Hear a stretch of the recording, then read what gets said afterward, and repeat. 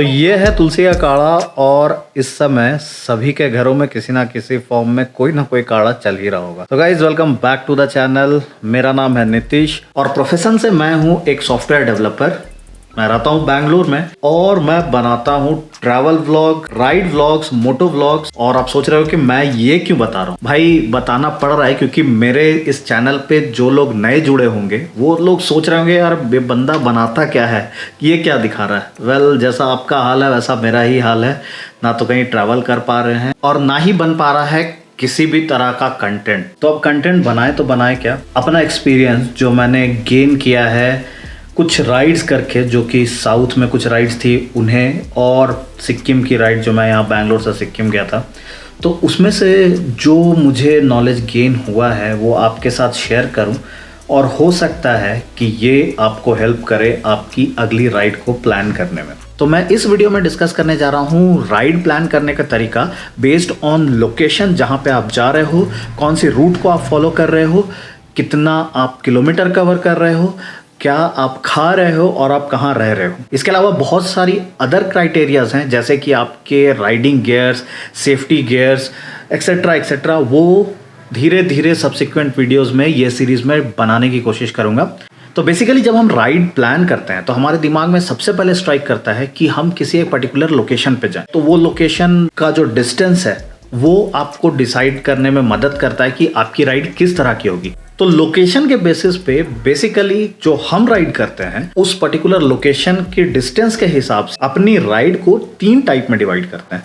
तो पहला जो है वो होता है हमारा टाइप ऑफ राइड जहाँ पे हम सब कवर करते हैं 100 to 150 kilometre to and fro, और बेसिकली हम उसे कॉल करते हैं ब्रेकफास्ट राइड, क्योंकि यूजुअली उस तरह की जो राइड होती है वो हम सब सुबह ही करते हैं। तो बेसिकली ब्रेकफास्ट राइड को किसी भी राइडिंग ग्रुप का स्पाइन कहा जाता है, क्योंकि भाई आप लॉन्ग राइड हमेशा नहीं कर सकते, लेकिन हर वीकेंड या एवरी 15 डेज आप वीकेंड राइड या ब्रेकफास्ट राइड प्लान कर सकते हैं मॉर्निंग में, जहाँ पे आप अपने कम्युनिटी के बाइकिंग कम्युनिटी मेंबर से आप मिल सकते हो, over a cup of T, coffee, breakfast अपना एक्सपीरियंस शेयर कर सकते हो, और वो जो बॉन्ड है बाइकिंग ब्रदरहुड का वो स्ट्रेंथन करने में हेल्प करता है। अगला जो राइड है हमारा वो होता है हमारा 1 डे राइड। अब ये तो कहने के लिए 1 डे राइड है, लेकिन बेसिकली ये जब एक्सटेंडेड वीकेंड हो जाए उस तरह के सिचुएशन में हम सब प्लान करते हैं। 350 किलोमीटर्स वन वे यानी कि close to 700 kilometres up and down,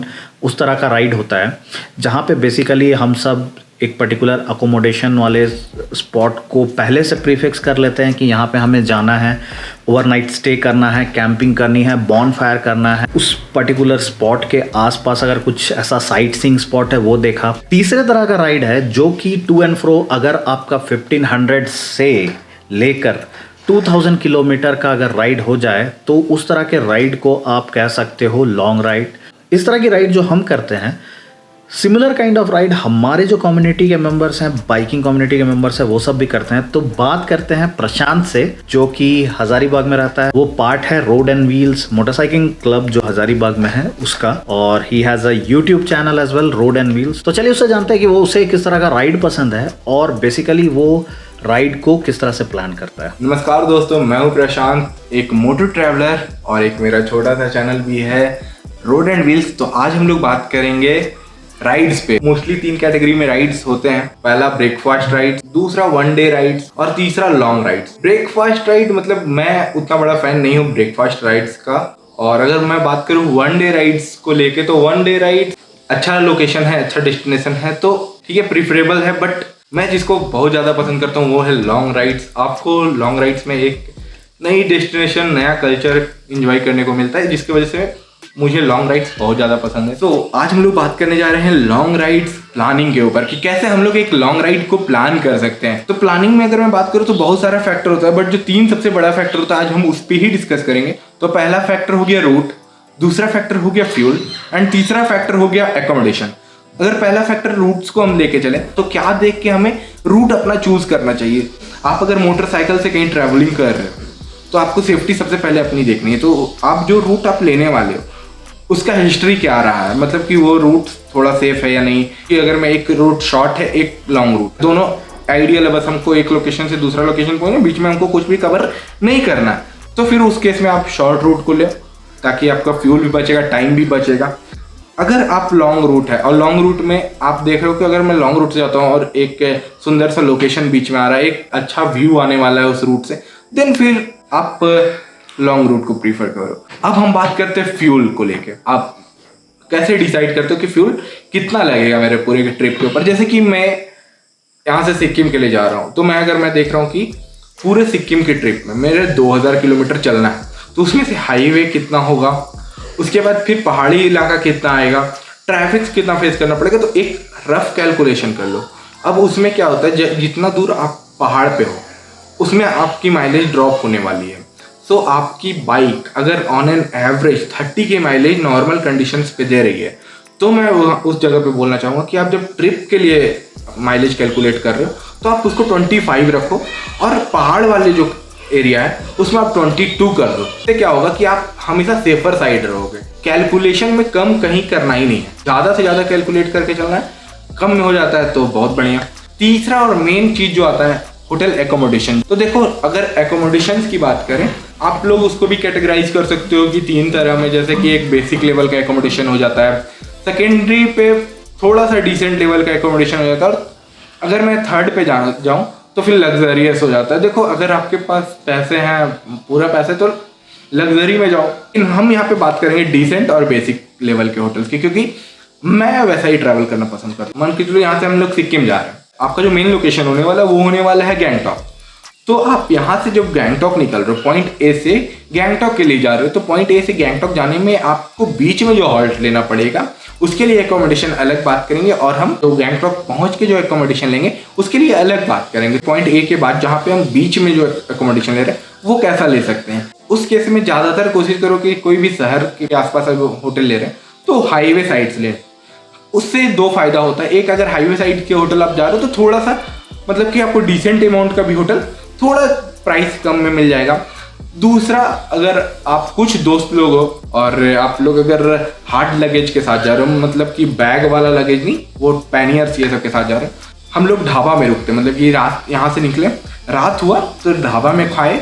और बहुत सारे ढाबा ऐसा भी होता है कि जैसे आप अगर उनके ढाबा में खा लेते हो तो फिर आपको रात भर स्टे के लिए वो फ्री में खाट दे देते हैं। मतलब कि खुली आसमान के नीचे फ्री में खाट पे सो जाओ। दूसरा, कभी कभी 50 या 100 रुपया ले लेते हैं, मतलब वो कोई भी चार्ज नहीं है अगर आप होटल के हिसाब से देखो तो। एक तो बड़ा चीज़ है कि आपका पैसा बचेगा, नो डाउट, लेकिन एक अलग लाइफ जीने का आपको मौका मिलेगा। वाइज डेट प्लान है तो उसमें हम ये भी कर सकते हैं कि ओयो से या booking.com से भी हम लोग बुक कर सकते हैं। बाइक में कुछ अगर ख़राब हो गया या कुछ रीजन की वजह से आप उस लोकेशन तक नहीं पहुंच पाए, तो उस केस में आपको मनी रिफंड ये सब में कोई दिक्कत ना हो, इसलिए पे ऑन अराइवल रखो। तो अब हम एकोमोडेशन की उस पॉइंट पे बात करते हैं कि अगर हम मेन लोकेशन पे पहुंच गए, जैसे कि एग्जांपल के तौर पे हमने लिया था गैंगटॉक, तो अगर हम गैंगटॉक पे पहुंच जाते हैं तो वहाँ पे कैसे होटल मिलेंगे, क्या मिलेंगे, तो हम उस केस में बोलेंगे कि आप बेसिक वाले होटल में मत जाओ। क्योंकि आप क्या होते हो कि वहाँ से आसपास घूमते हो, आप लंबी जर्नी करके पहुँचे हो, इंजॉय करने गए हो, तो एक आपको अच्छी रेस्ट भी चाहिए होती है। तो आपको मैं बहुत बेसिक वाला में भी नहीं जाने बोल रहा हूँ और बहुत लग्जरियस में भी जाने नहीं बोल रहा हूँ। बजटेड जो होता है डिसेंट अमाउंट का होटल, आप उसमें रुको। आप उसमें भी से भी कम पैसे में कैसे कर सकते हो ये मैं बताता हूँ यहाँ पे। अभी क्या है कि आप लोग बाइक से गए हो, तो उसमें क्या करना है आप लोगों को कि आप लोग गैंगटॉक शहर से 2-2.5 किलोमीटर पीछे या 2-2.5 किलोमीटर बाद पार करके, गैंगटॉक को पार करके उधर होटल अगर आप लेते हो तो आपको वो जो आप बेसिक पे कर रहे हो गैंगटॉक शहर के अंदर, उससे भी कम चार्ज में आपको डिसेंट अमाउंट का होटल आपको मिल जाएगा उस एरिया में जाने के बाद। अगर हम फिर शहर के अंदर रहेंगे तो फिर क्या फ़ायदा है सर जर्नी का। तो वहाँ का अलग हवा, अलग कल्चर आपको रियली में महसूस करने को मिलेगा अगर आप भीड़ से हट के कहीं रहते हो। एक बार ये भी रिसर्च करके जाओ कि उस एरिया में क्या चीज़ वहाँ का फेमस है। जैसे कि अगर मैं मेघालय के साइड जाऊँ तो वहाँ का ट्री हाउस, अगर मैं लद्दाख के साइड जाता हूँ तो पैंगोंग लेक जो है, तो पैंगोंग लेक में टेंट में रहना एंजॉय करो। आपको नेट पे, यूट्यूब पे, हर एक जगह ये सब चीज़ मिल जाता है। ये था मेरा प्लान करने का तरीका कि मैं कैसे प्लान करता हूँ किसी भी ट्रिप को। तो थैंक यू। तो जैसा आपने सुना, प्रशांत ने बताया कि वो किस तरह से राइड प्लान करता है।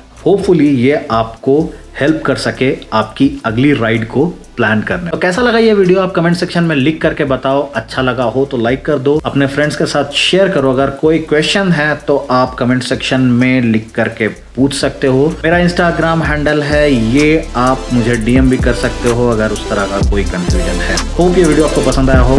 Until the next video, bye bye, take care.